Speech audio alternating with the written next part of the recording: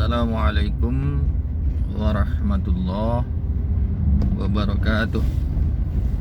Alhamdulillahirrabbilalamin. Wassalatu wassalamu ala ashrafil anbiya'i wal mursalin wa ala alihi wa sahbihi wasallim ajma'in. Para pendengar yang dirahmati Allah, dalam kesempatan ini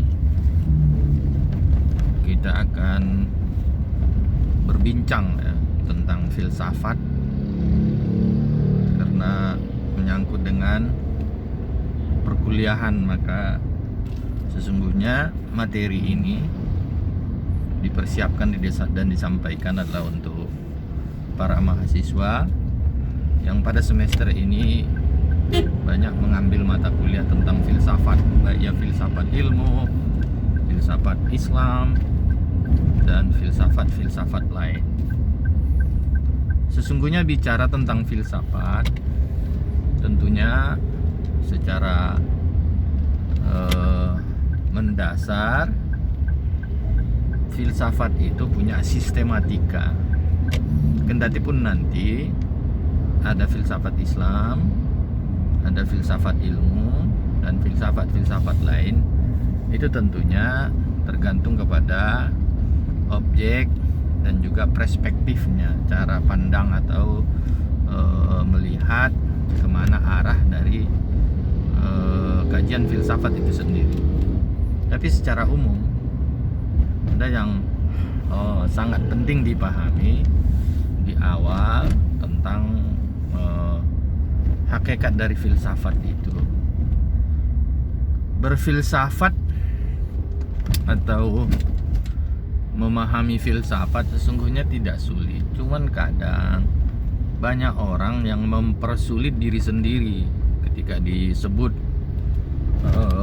kata filsafat, justru sudah alergi duluan, sudah tidak sedap mendengarnya. Apalagi muncul di benaknya filsafat itu sulit dipahami, sulit dipelajari. Ya memang kalau ingin mendalami filsafat atau belajar filsafat, ya memang relatif butuh keseriusan, butuh pikiran yang lebih mendalam. Tentu tidak sama dengan mempelajari bidang-bidang pengetahuan lain seperti sosiologi umpamanya dan lain sebagainya. Nah, itu juga pada awalnya sebetulnya walaupun dia sosiologi, ya harus juga belajar filsafat, dan sosiologi itu sendiri muncul dari buah pemikiran yang bersifat filosofis. Nah, kembali kepada kajian tadi, kita perlu memberi pemahaman yang praktis tentang filsafat. Secara umum sistematika filsafat itu ya ada 3. Saya kira ini yang harus dipahami betul. Yang pertama ada term ontologi, ada epistemologi, dan ada aksiologi. Ontologi terdiri dari 2 kata, ontos dan logos. Ontos itu ada, logos itu pengetahuan. Jadi ontologi adalah pengetahuan tentang yang ada, pengetahuan tentang apa saja yang ada. Nah, yang kedua epistemologi, epistem dan logos. Epistem itu bisa jalan, bisa pengetahuan. Logos ya pengetahuan untuk berpengetahuan, pengetahuan untuk memahami sesuatu objek secara benar. Jadi semacam jalan yang ditempuh untuk memahami sesuatu objek. Inilah dia epistemologi. Yang ketiga, aksiologi. Nah, ini tentang nilai, pengetahuan tentang nilai, tentang manfaat. Aksiologi ini bisa berkembang ya di dalam dunia filsafat. Ada etika, ada estetika. Nah, ketiga terminologi ini, terminologi filsafat ini sebetulnya ada kata kuncinya, ya 3 kata kunci. Kalau dia ontologi, kata kuncinya apa? Apa wujud? Apa sesuatu yang kita lihat? Apakah benda atau sosok? Nah, apa hakikatnya? Apa hakikatnya batu? Apa hakikatnya kucing? Apa hakikatnya manusia? Nanti di dalam filsafat Islam, apa hakikatnya sholat? Apa hakikatnya puasa? Apa hakikatnya Tuhan? Jadi di sini akan terlihat tentang apa yang mau dikaji. Jadi termasuk itu nanti yang akan mencirikan. Kalau filsafat pendidikan, ya apa hakikat pendidikan? Filsafat ilmu, apa hakikat ilmu? Nah, gitu. Jadi itu ontologi, kata kuncinya apa. Yang kedua, epistemologi, kata kuncinya bagaimana.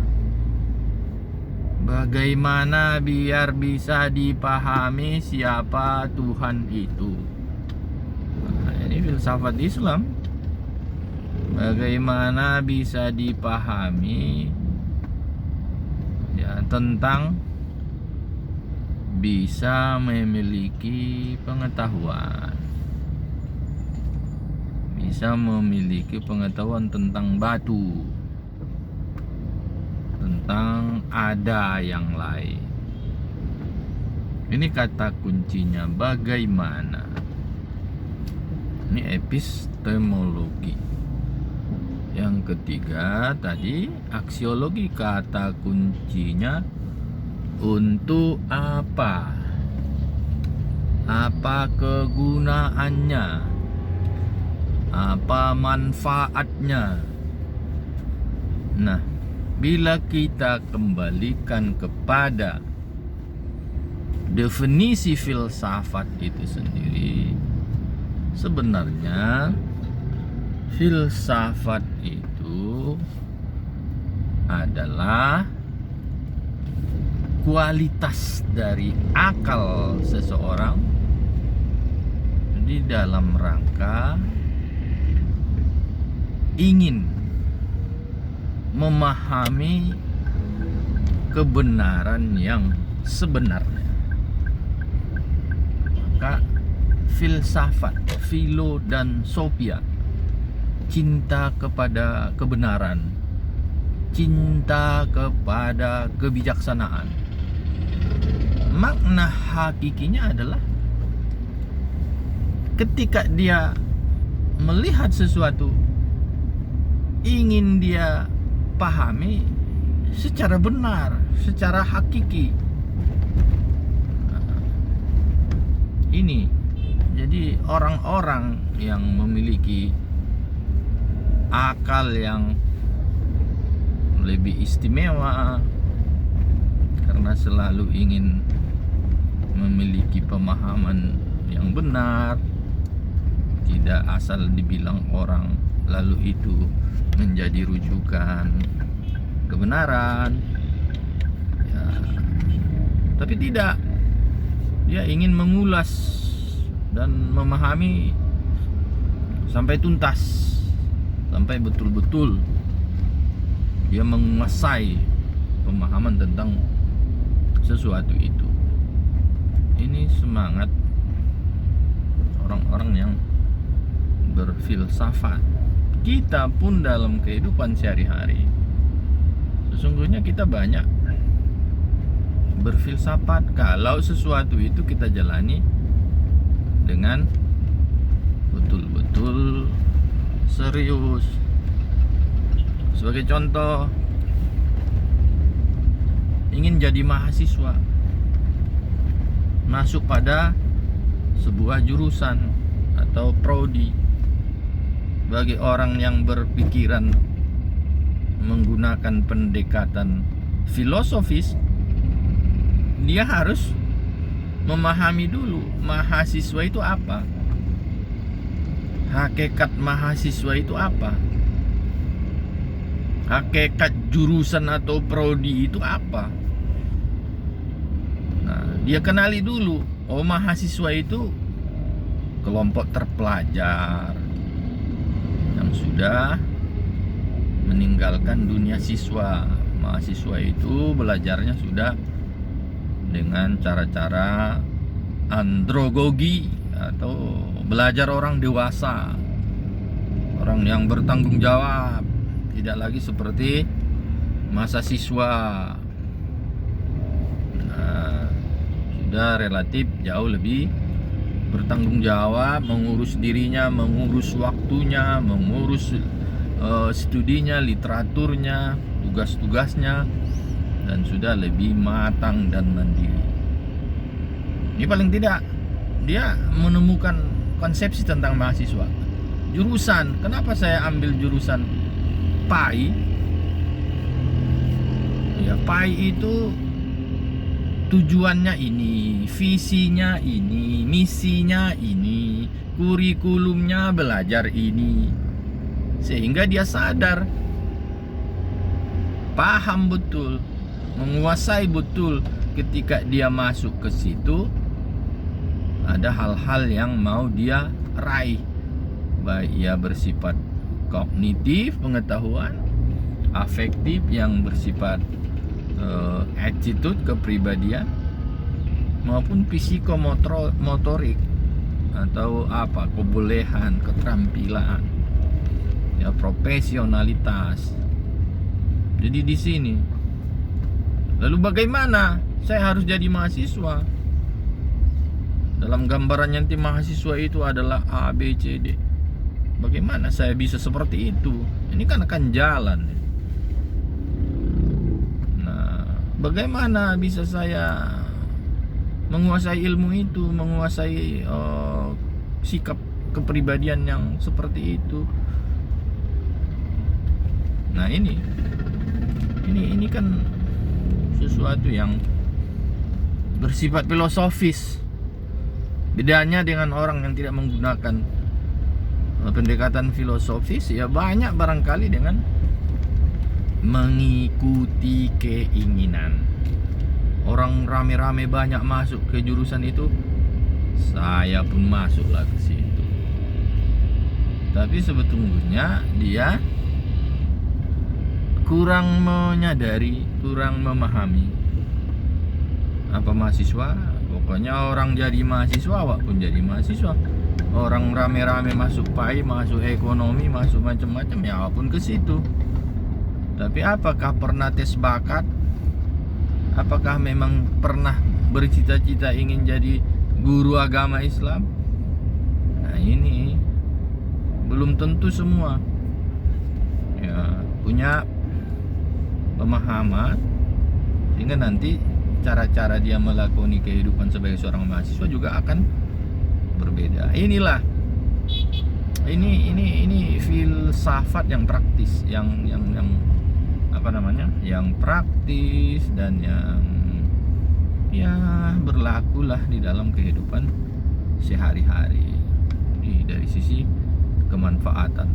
Maka kalau kata kunci yang tiga ini dipegangnya apa, bagaimana, untuk apa jadi mahasiswa, untuk apa saya masuk ke PAI, itu kan jawabannya jelas. Itu akan terbentuk sendiri nanti etika dia. Guru PAI kepribadiannya seperti ini, cara ngomongnya seperti ini, sikap kesehariannya di tengah masyarakat seperti ini. Nah inilah dia kalau digunakan pendekatan filosofis. Jadi tidak sulit, hanya seperti yang saya katakan di awal tadi, butuh sedikit keseriusan. Ya kalau hidup ini mau memang berhasil dengan baik, ya kalau nggak serius ya gimana itu. Hidup ini mana pula ada yang berkebetulan aja semua, enggak. Hidup yang sukses itu harus dibarengi dengan ikhtiar dan doa. Apakah ada yang berkebetulan? Itu kan suka-sukanya Allah. Ikhtiar kita maksimal pun, kalau Allah enggak menginginkan, ya enggak jadi. Itu kan perspektif agama, tidak perspektif akal. Tapi sepanjang kita memiliki akal, ya maksimalkan dulu akal sebagai sebuah ikhtiar. Ya baru doa dan pendekatan kepada Allah. Itu kan sudah proses tawakal. Maka hidup ini nggak bisa akal saja, harus juga ada agama, ajaran. Ajaran nggak mungkin maksimal dipahami kok nggak ada akal, ya kan? La dina lima apa? Lah tidak ada agama, tidak akan jalan kehidupan beragama kalau tidak ada akal di dalam proses beragama. Jadi akal yang dikelola secara baik itu, ya termasuklah ini filsafat ini. Maka seorang mahasiswa, apalagi bercita-cita jadi akademisi ke depan, mau jadi guru, mau jadi dosen, ya mustahil lah nggak belajar filsafat. Bagaimana pula bisa akalnya jadi sistematis? Bagaimana pula dia punya pemikiran menjadi tajam kalau dia tidak menggunakan pendekatan filsafat? Maka berfilsafat itu sebuah keharusan. Nah ini sekedar pengantar untuk kita pahami kayak mana sebenarnya filsafat itu. Jadi apalah namanya, bodi dari filsafat itu kalau ibarat bangunan, bagian-bagiannya inilah yang paling tidak, yang tiga ini: ada ontologi, ada epistemologi, ada aksiologi. Kata kuncinya apa, bagaimana, dan untuk apa. Saya kira ini ya yang perlu menjadi catatan di dalam episode ini. Ya mudah-mudahan siapapun mahasiswa yang mendengar ini, khususnya di IAIN Padang Sidimpuan, ya bisa mendekatkan pemahaman kita untuk mengenali filsafat.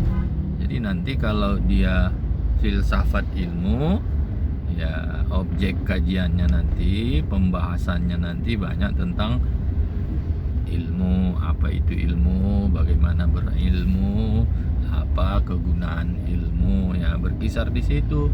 Kalau dia filsafat Islam, ya bagaimana mengolah pikiran sesuai dengan Islam untuk memahami hal-hal yang ada. Maka yang ada itu nanti ditemukanlah, ada yang syahadah, ada yang ghaib, ada yang alam nyata, ada alam ghaib. Itu kan apa namanya, makna-makna yang terkandung di dalam ajaran Islam.